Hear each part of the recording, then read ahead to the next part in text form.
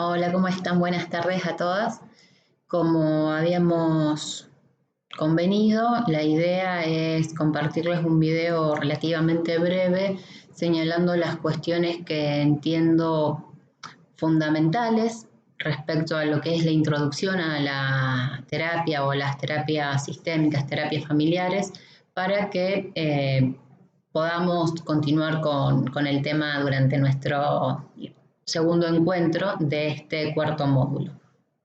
Como habíamos dicho previamente, la idea de esta formación en particular es introducir algunos lineamientos de la terapia familiar, porque nosotros trabajamos no solamente en lo que es transgeneracional, sino también lo que es la parte de configuraciones vinculares. Esto es cómo se establecen las relaciones, los vínculos dentro de nuestra familia en el aquí y el ahora. Y eso es lo que nos aporta la terapia familiar sistémica.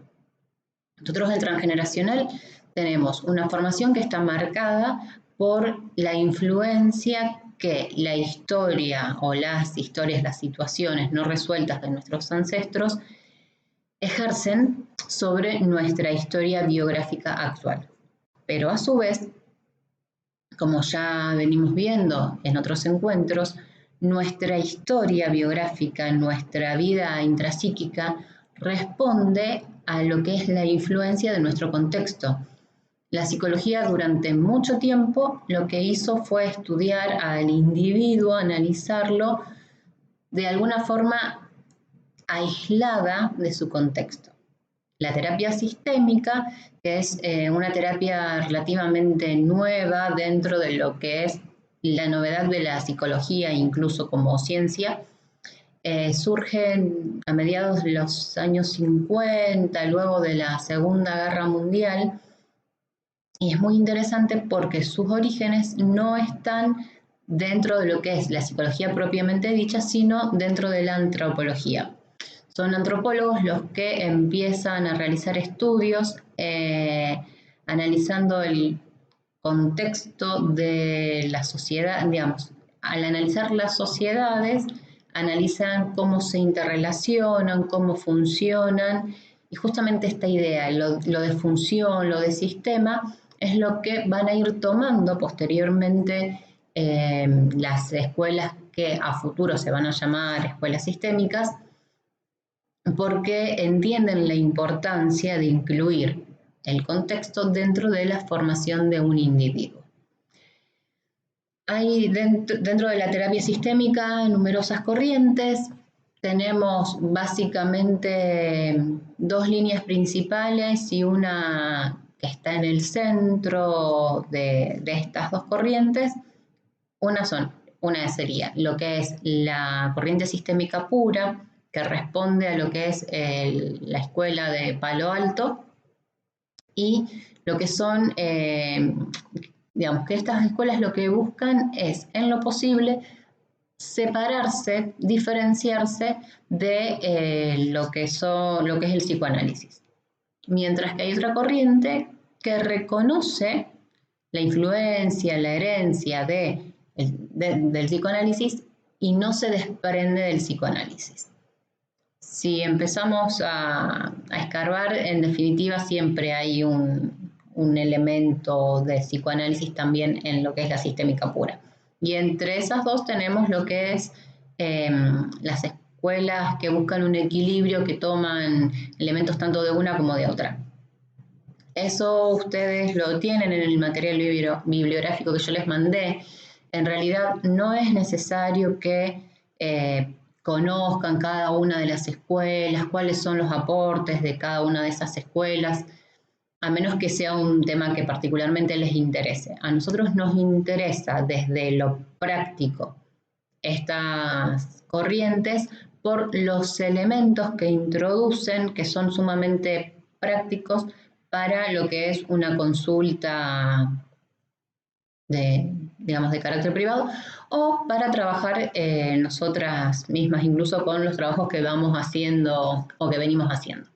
Entonces, Interesante, que me parece rescatar esa frase que yo les puse en el PowerPoint que decía: el sentido de identidad de cada persona se encuentra influido por su sentido de pertenencia a una familia específica, que es de un autor argentino, Salvador Minujín, que se desarrolló en Estados Unidos. Con esto, ¿qué es lo que quiero decir? Nosotros venimos trabajando y seguiremos trabajando lo que es el sentido de identidad. Y como muchas veces lo que entendemos por identidad en realidad es una identificación que realizamos. Nosotros nos identificamos con determinadas cuestiones y creemos que eso es lo que nosotros somos. En el módulo anterior hicimos un trabajo para ser capaces de ir separando identidad e identificación. Yo creo que el concepto de identidad no termina de construirse o constituirse nunca. Cuando veamos lo que es en terapia narrativa el concepto de construcción, vamos a ahondar más en esta cuestión, pero la idea básicamente es que no podemos encasillarnos, conceptualizarnos. Si bien es una tendencia casi natural o propia del ser humano esto de poder definir para poder comprender, hay cuestiones que escapan a cualquier conceptualización. Y en todo caso, lo interesante es siempre decir por ahora, es decir, yo soy esto por ahora. Esto da un margen de cambio, o sea, queda abierta la posibilidad del cambio, de decir que yo me defina de una forma determinada hoy no significa que pasado el tiempo, ante determinadas circunstancias, modifique algo de lo que soy, y eso está bien, porque el problema se produce cuando somos rígidas, no permeables al cambio. Y eso se ve como problema tanto en el individuo como de hecho en el sistema familiar, que es eso en gran parte a lo que apunta la terapia sistémica, a identificar cómo dentro del sistema se producen situaciones, cuáles serían los problemas o cuándo se producen determinados problemas. Y esto sería cuando dentro de lo que es el ciclo vital familiar no hay flexibilidad. Esto es, nosotros tengamos en cuenta, el ciclo vital familiar se caracteriza por, para el análisis, identificamos, una familia comienza cuando dos personas se unen y deciden formar una pareja. Esa pareja, asumimos que eventualmente tiene hijos, esos hijos van a ir creciendo, van a estudiar, van a convertirse en adolescentes. Mientras esto ocurre, dentro de lo que es la familia se van a producir situaciones de cambio, pérdidas, conflictos una pérdida a nivel familiar, una pérdida a nivel económico, se puede perder un trabajo, se producen mudanzas, hay una serie de cambios que se van generando dentro de lo que es el ciclo vital familiar. Uno de los periodos, podemos identificar como periodos críticos dentro de ese ciclo familiar el nacimiento de los hijos, que genera un cambio muy importante dentro de lo que es la dinámica de la pareja, la pérdida de un ser querido. Podemos identificar cuando los hijos ingresan en la adolescencia, que es un cambio muy importante que genera transformaciones en principio. Cuando los hijos crecen y se van del hogar familiar, también se genera un cambio muy grande dentro de lo que es la dinámica de ese sistema familiar. Cuando las personas son permeables, flexibles y tienen los elementos, las condiciones para ir adecuándose de una forma saludable a esas situaciones contextuales, decimos que es una familia que va a tener mayor o menor problema, pero no va a tener un conflicto de tipo patológico. ¿Cuándo decimos que sí? O cuando podemos pensar en la rigidez de un sistema familiar.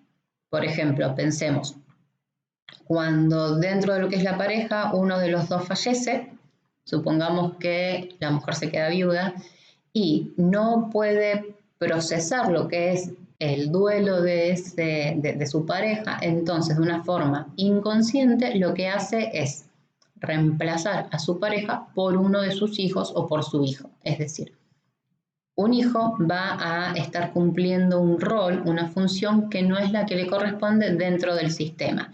Ese hijo deja de ser hijo a nivel inconsciente, a nivel función, a nivel rol.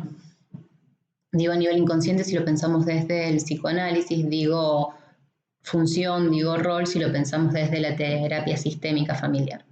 Entonces va a estar cumpliendo un rol que no le corresponde y es el de ser pareja de su madre.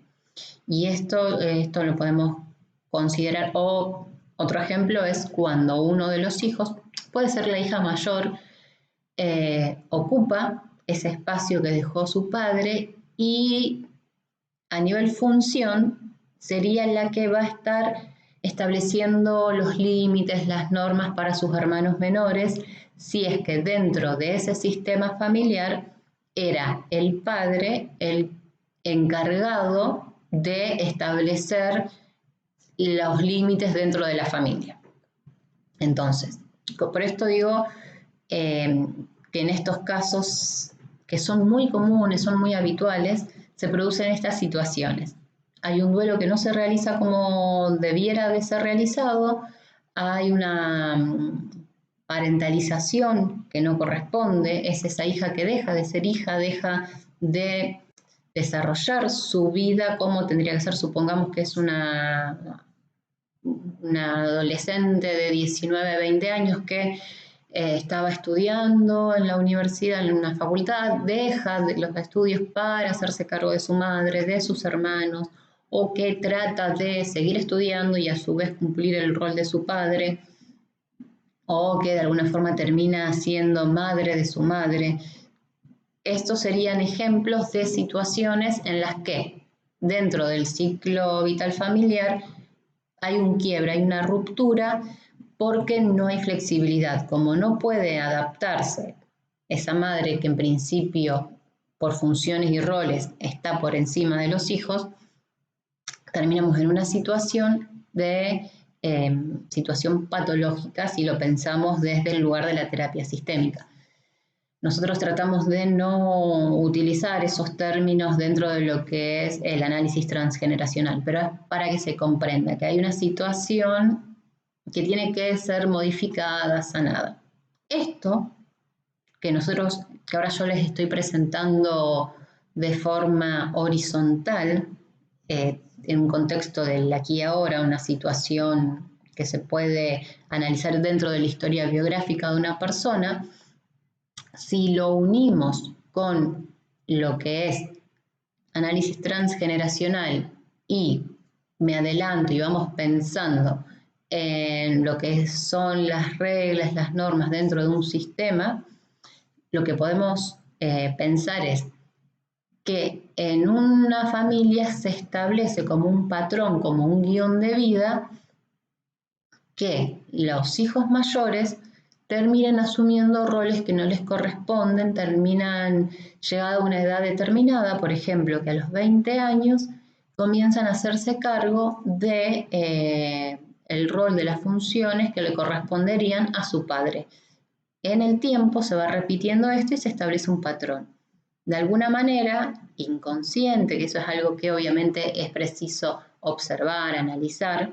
Recuerden que yo siempre les traigo un ejemplo inventado, pero en realidad hay determinados hechos, circunstancias, características dentro del funcionamiento familiar que hace que nosotros lleguemos, después de un análisis, a encontrarnos con esta situación. Pero entonces, a través de las generaciones se establece un patrón o un guión familiar por el cual el hijo / hija mayor, llegada a una edad determinada, supongamos los 20 años, comienza a cumplir roles que no le corresponden o funciones que no le corresponden. Y podemos rastrear que esto llega hasta el momento en el que, en un contexto de guerra, nuestra bisabuela quedó viuda no pudo superar nunca la muerte de su esposo, porque en realidad él murió en la guerra, nunca se encontró el cuerpo, siempre ella quedó con la esperanza de que él estaba en algún lugar, que había perdido la memoria, pero que iba a volver.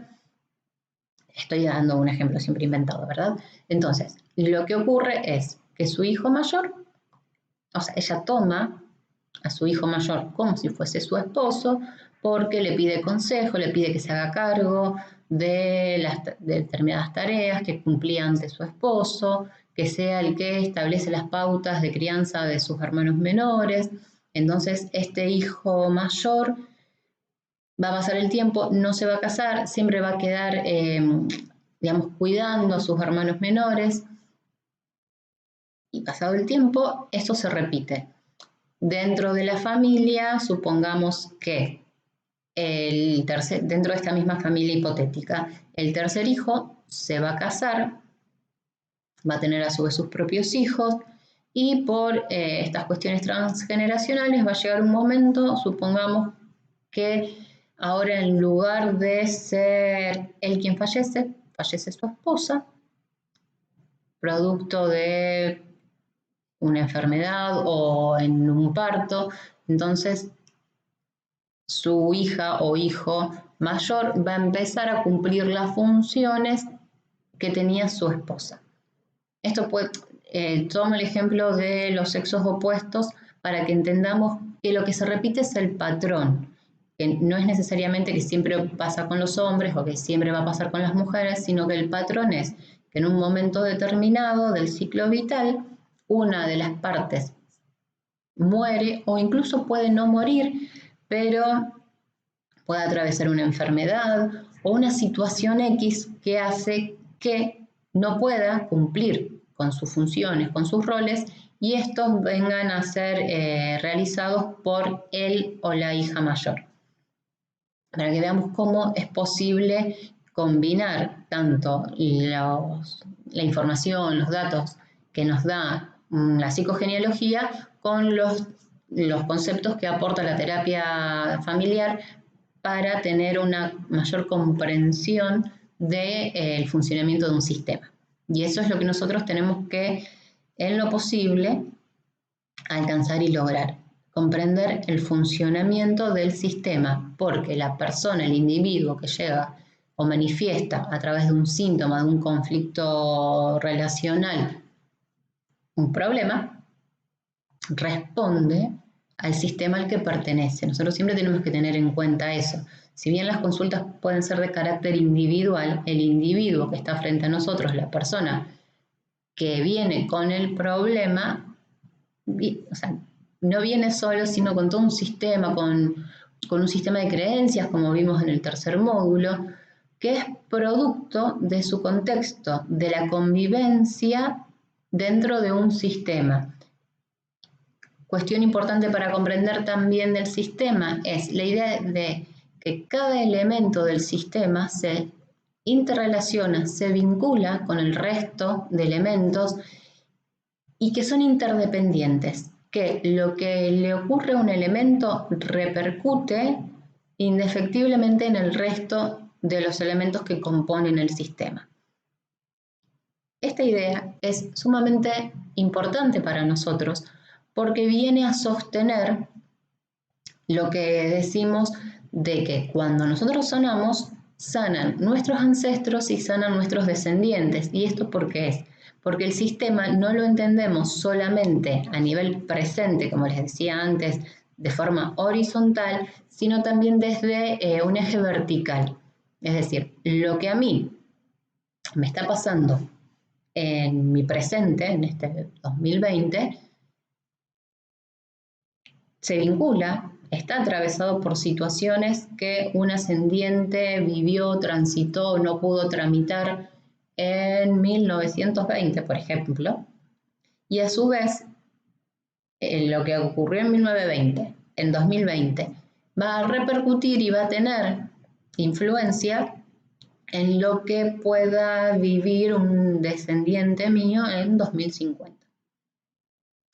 Claramente, y por eso digo que es tan importante, es muy difícil llegar a precisar qué fue lo que ocurrió en 1920, o va a ser muy difícil, tal vez no, porque ahora tenemos más, como sabemos más de esto, dejamos más registros y demás de lo que nos acontece.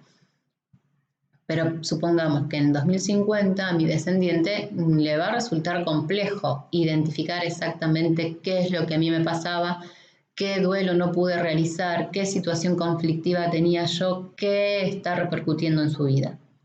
Por eso, siempre insistimos, no es tanto el dato preciso en sí lo que necesitamos identificar, es decir, qué le pasó exactamente a una bisabuela, sino saber con qué se vincula. Y lo podemos identificar a través de lo que nosotros decimos son los temas sagrados para mí. Ustedes recuerden siempre que no podemos, cada uno de forma individual, abarcar la situación de cada uno de los miembros de nuestra familia. Recuerden, esto lo insisto mucho con esto, pero prefiero ser reiterativa. Cuando nosotros vamos a buscar información a nuestro árbol genealógico es en función de nuestras problemáticas, a excepción hecha del ejercicio que yo les pido en el segundo módulo, que tiene que ver con aprender a armar el árbol genealógico. Pero dentro del árbol, la información que vamos a necesitar puntualmente es aquella que se vincula con la problemática que en principio a mí me hace ir al árbol a buscar información. Entonces es eso. Pensar cuáles son, como les decía antes, los temas sagrados. Y temas sagrados son aquellos temas que me resuenan y son temas que me afectan desde las entrañas, algo que hace que yo tenga que responder visceralmente. Por ejemplo, puede ser la muerte, puede ser la sexualidad, puede ser la religión, la ideología, la política. Cuestiones en las que podemos decir, si alguien dice algo que no, con lo que no estoy de acuerdo, es que me pierdo, me enloquezco, o es un tema del que no puedo hablar. No, o sea, me pongo incómoda, no sé manejar el tema. Por ejemplo, la idea de la muerte. Me anulo completamente, no quiero pensar en la idea de que algún día voy a perder a mis padres o la idea de que puedo llegar a perder a mi pareja, a mis hijos, o incluso no puedo pensar en mi propia muerte. Vivo la vida como si fuésemos eternos. Ahí tenemos que entender que hay información y hay algo que no está cerrado, porque a menos que yo pueda identificar que a los 4 años perdí a mi mamá y eso me generó un trauma, un conflicto que está vigente todavía, es algo que puedo identificar desde lo que me pasó a nivel biográfico, si nunca me pasó nada, y sin embargo es un tema que no puedo manejar, es porque desde lo transgeneracional me está afectando la idea de la muerte. Y este ejemplo lo podemos trasladar a el tema que sea, insisto, un tema sagrado para ustedes. No puedo hablar de sexualidad, no puedo hablar de política, no puedo hablar de religión, del tema que sea. Es como para que ustedes vayan viendo si hay algún tema que sea sagrado, prohibido, negado por ustedes. Un tema que les incomode profundamente. Hablar, por ejemplo, de la idea de que el vínculo con mis hijos tiene que ser perfecto. O sea, tengo la presión de que la relación con mis hijos sea perfecta. No me puedo permitir pensar que no soy la mejor madre. Un ejemplo. Entonces ahí hay una presión que tiene que ver, tal vez, con el modelo de madre que recibí, con las reglas, las normas implícitas dentro de la familia. Les aclaro para que se queden tranquilas que en el próximo encuentro justamente de lo que vamos a hablar es de las reglas familiares, de los roles, las funciones dentro del sistema familiar y de los secretos, que es un tema que me resulta apasionante, me parece muy, muy interesante y es fundamental, fundante dentro del análisis transgeneracional. Quiero ver cuánto tiempo llevo hablando para que no sea sumamente extenso. Vieron que yo me engancho hablando. Bueno, no tengo acá cuánto llevo hablando. No me quiero extender demasiado, pero quiero que queden entonces estas cuestiones, digamos, lo más claras posibles. Cómo a través de lo que fue la terapia sistémica nosotros podemos ir tomando elementos que llevamos a la psicogenealogía. De hecho, la psicogenealogía, si vamos pensando en los orígenes, fíjense que son bastante coincidentes. Si bien nosotros identificamos a Nancy Lynn Jusenberger en los 80, ella perteneció, de alguna manera estuvo vinculada a Levi Moreno, que es un autor que está dentro de una de las corrientes de la terapia sistémica. Entonces son aportes muy valiosos que se realizaron. Hay un concepto que también tomamos de la terapia sistémica y es el de double mind. Pido disculpas por mi inglés para quienes sí lo sepan, que hace referencia a esta idea de un doble mensaje. La terapia sistémica le pone particular énfasis a lo que es la comunicación. Dice que muchos de los conflictos dentro del sistema se producen porque no hay una verdadera comunicación entre los elementos que componen o constituyen el sistema. Digo, esta idea de doble mensaje tiene que ver con: yo digo, expreso algo verbalmente, pero a través de mis gestos, de mis emociones, de mi cuerpo, lo que estoy transmitiendo es otra cosa. Un ejemplo, pensemos en una madre, una pareja se separa, la madre se queda con los hijos, queda con mucho resentimiento respecto a su expareja, entonces a su hijo le dice: vos tenés que respetar a papá, vos tenés que respetar a tu padre y hacerle caso. Pero a su vez el hijo está continuamente escuchando a su mujer, está escuchando el hijo a su madre decir que su ex es un idiota, que no sirve para nada, que es un inútil, que es un mal padre, que no está presente cuando tanto ella como sus hijos lo necesitan.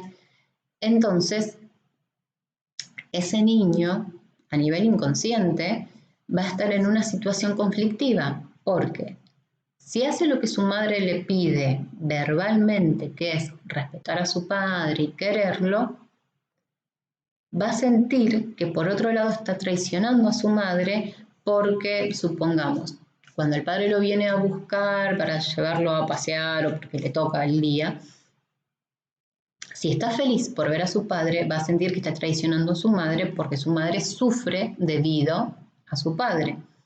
Entonces se genera un conflicto, una situación que no sabemos cómo manejar.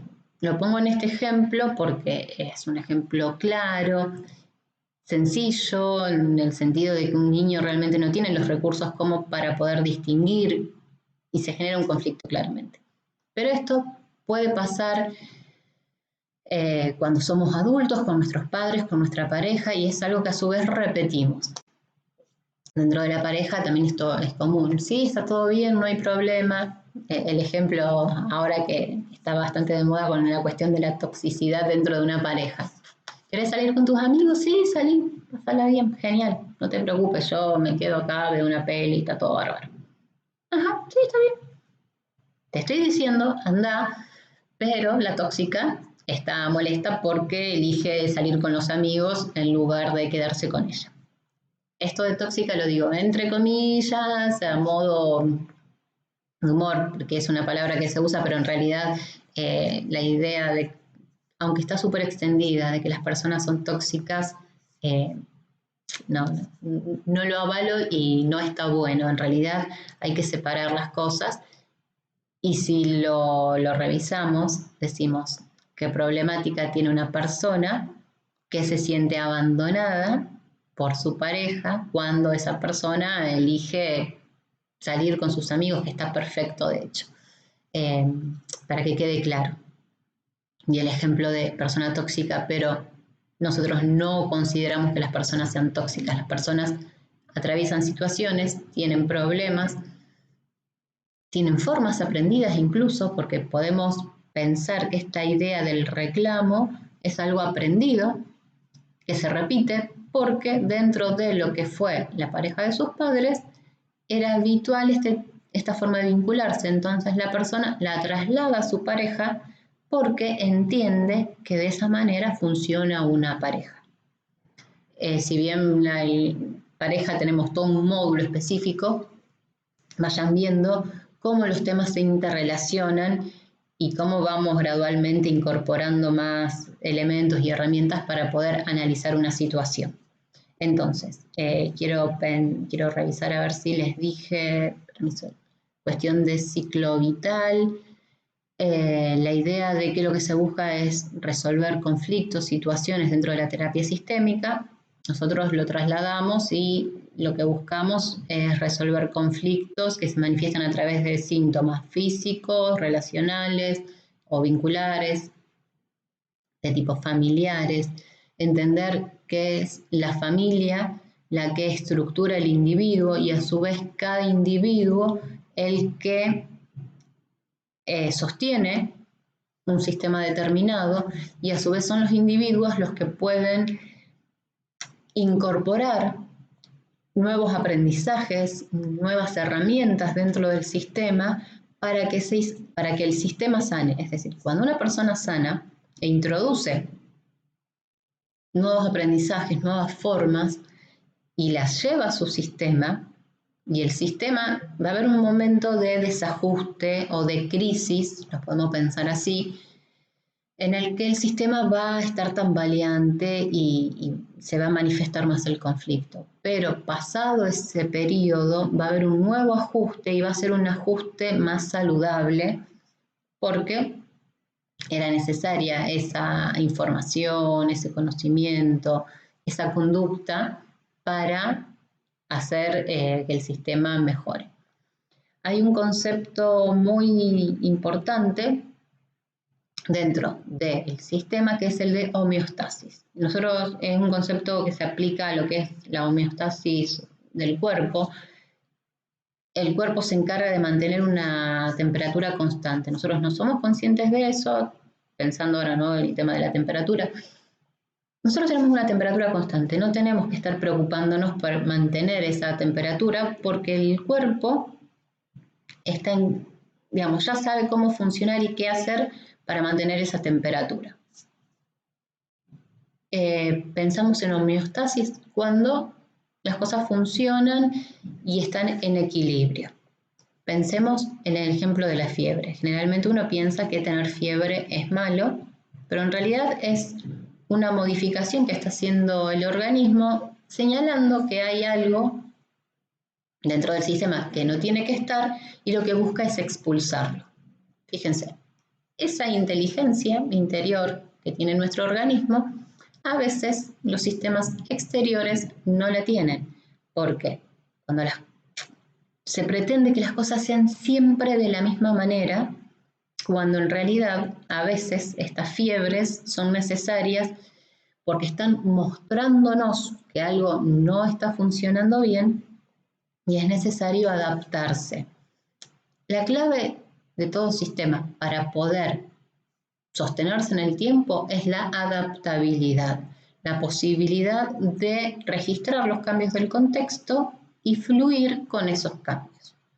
El conflicto sobreviene cuando no hay adaptabilidad, cuando se quieren mantener las cosas funcionando de una forma que ya no es viable, que funcione dentro de un contexto cambiado.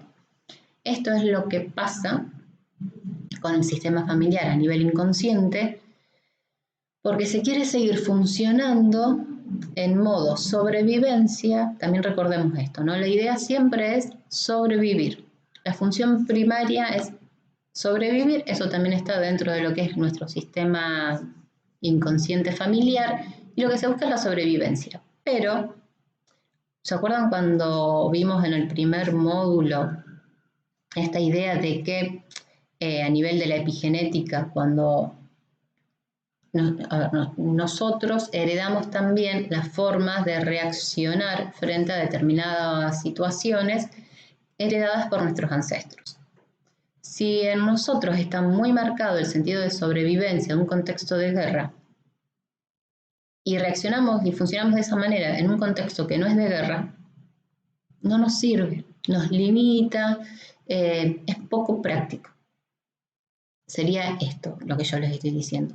Seguimos funcionando en un modo determinado cuando el contexto no es el mismo que el original. Entonces nosotros somos los que estamos teniendo que llevar la información nueva necesaria para que el sistema se modifique y la información que vamos heredando es otra.